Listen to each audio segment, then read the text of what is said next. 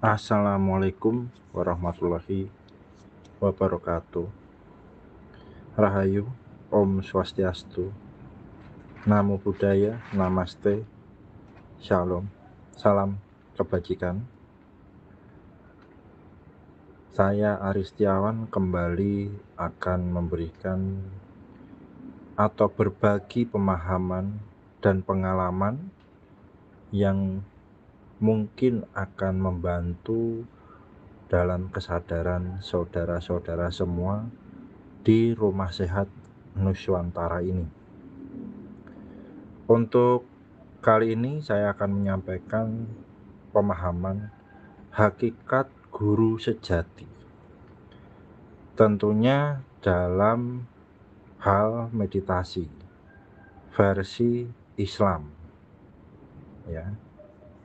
Hakikat guru sejati itu bukan guru yang mengajar di sekolah formal. Meskipun di situ juga ada istilah guru sejati yang dimaksud di sini adalah guru yang bersifat gaib.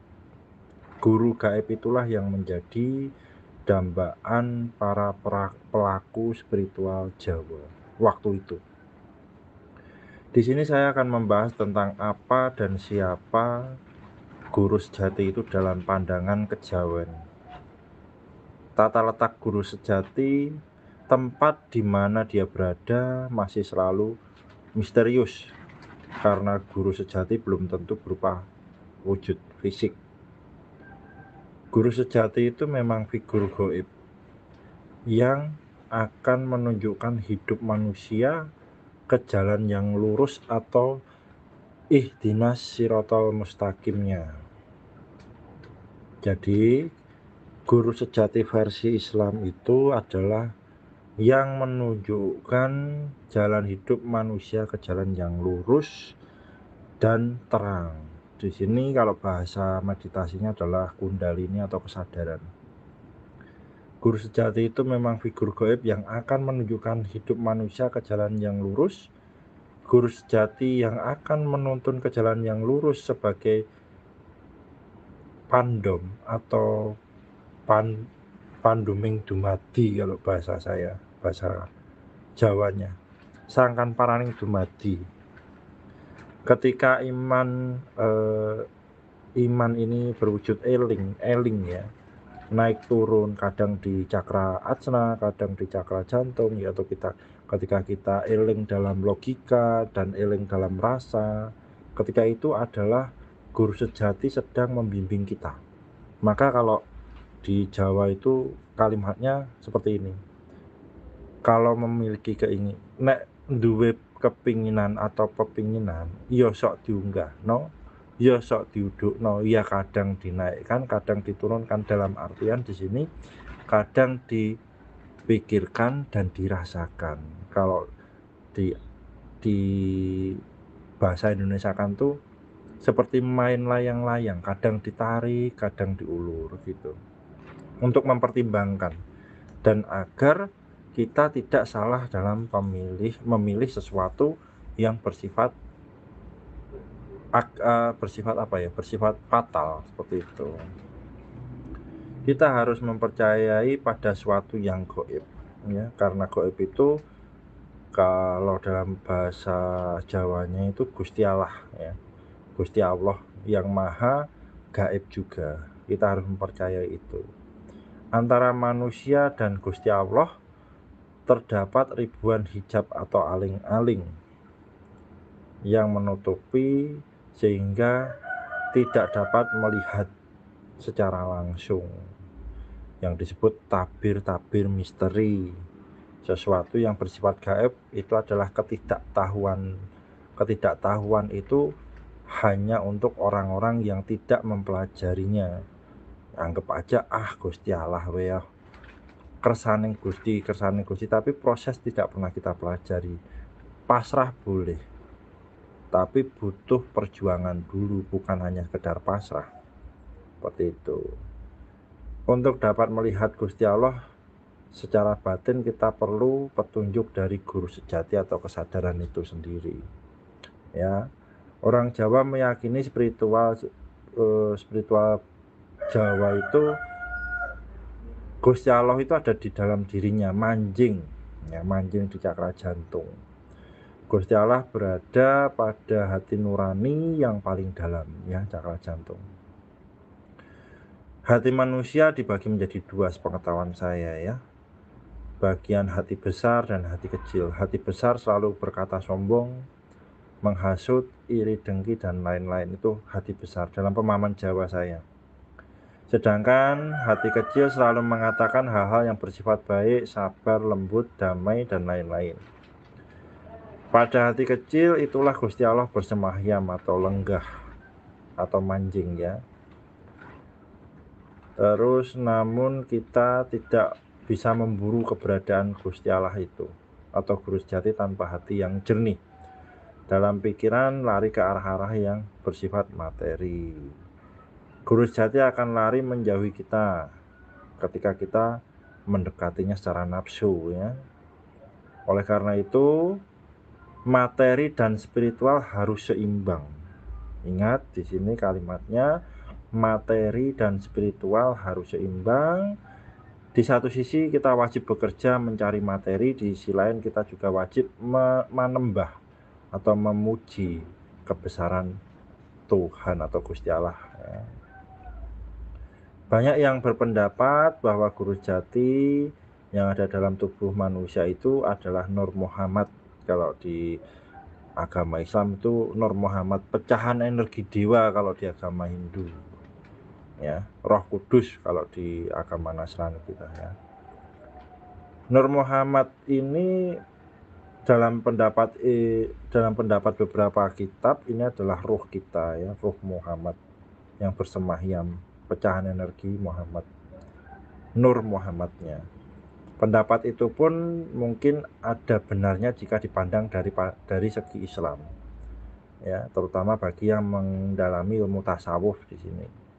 Biasanya guru sejati itu senantiasa menggerakkan rasa dan hati untuk selalu mendekat dan menyatu kepada Allah Subhanahu wa Ta'ala. Bahkan tidak jarang guru sejati juga mengajarkan apa yang harus dilakukan dalam sebuah tubuh manusia dalam bentuk ritual atau dalam bentuk apa, ya, istilahnya peribadatan atau semacam gerakan-gerakan ibadah syariat, ya. Kalau agama itu syariat. Guru sejati bersemahyam dalam rasa sehingga seorang mampu bangkit rasanya. Manusia yang penuh dengan perasaan itu namanya guru sejatinya sudah dapat atau dikuasai. Guru sejati dalam konteks kepercayaan Jawa dekat dengan Sang Hyang Pamong sejati, yaitu sedulur papat limo pancer. Saudara goib ini yang akan membimbing, mengingatkan pada guru sejati atau pancernya, membisikkan kejernihan lewat hati nurani. Hanya orang yang sering melakukan meditasi untuk membersihkan diri yang akan dibimbing oleh guru sejatinya. Jadi di dalam keheningan menyimpan ribuan kata kunci atau jawaban, karena kita sudah terhubung dengan guru sejati. Penyatuan 4 unsur energi alam, penyatuan 4 arah mata angin, penyatuan di mana 4 sisi kehidupan manusia menjadi satu dalam pancernya. Manunggaling kawula Gusti itu yaitu menjadi satu, menjadi pancernya. Guru sejati berada dalam rasa, pangrasa atau pangrasa yang terdalam di dalam benak atau di dalam sanubari setiap manusia. Jadi semua manusia memiliki guru sejati. Cuman kadang baru kenal sedulurnya papat limo pancernya sudah sombong. Nggih, di sini yang perlu dikuasai adalah sedulurnya, ya, dari sifat angkara murka yang warna hitam, ya. Di belakang sifat arogan kesombongan di kanan kuning, sifat welas asih ya, kedamaian cinta kasih ada di kiri, terus sifat warna hijau itu, terus sifat putih itu tentang Sang Hyang Widiwenang atau Manunggalingnya di depan. Itu kalau sudah bisa bertemu dari sedulur-sedulurnya itu ada warna hitam di belakang, kuning kanan, hijau kiri, depan putih. Ya, guru sejati berada dalam rasa atau pangrasa yang terdalam. Paling tidak rasa yang akan muncul adalah kedamaian dan ketentraman yang ada dalam diri kita ketika sudah bisa menguasai dualitas atau dualisme. Meskipun tidak memiliki uang, contoh ya, suasana hati kita akan tenang jika diterangi oleh guru sejati, lebih sabar ya, karena semua baik. Ilmu Jawa melihat bahwa roh manusia memiliki pamong atau pembimbing yang disebut pancer atau guru sejatinya. Pamong atau guru sejati berdiri sendiri menjadi pendamping, pembimbing roh dan sukma. Roh atau sukma disiram oleh air suci ya, api suci atau air suci oleh guru sejati, sehingga sukma menjadi sukma sejati. Di sini tampak guru sejati memiliki fungsi sebagai sumber pelita kehidupan. Guru sejati adalah proyeksi dari rasa atau sir yang merupakan rasa yang lebih dalam lagi. Sumbernya jelas itu terletak pada Tuhan Yang Maha Esa. Dalam terminologi Jawa menyebut guru sejati sebagai rasa sejati juga. Dalam kata lain, rasa sejati menjadi proyeksi rasaning Tuhan atau sirullah, sehingga tak diragukan lagi bila peranan guru sejati akan mewarnai energi hidup atau roh menjadi energi suci, Ruhul Kudus. Di sini kalau sudah ada yang pernah belajar tasawuf, Ruhul Kudus itu adalah energi untuk roh sejatinya. Ruh Kudus ya kan, Ruhul Kudus kembali lagi pada ruh Tuhan. Guru sejati disebut juga sebagai an-nafs atau an-najm. Dalam terminologi Arab juga disebut an-nafs mutmainah, al-mutmainah ya. Saya bukan orang Arab, mohon maaf karena mungkin lidah saya lidah kejawa-jawaan. Adalah sebagai penasihat spiritual bagi jiwa, nafas dan hawa. Di sini disebutkan nafas ya. Jiwa, nafas dan hawa. Di sini nafas yang kita olah.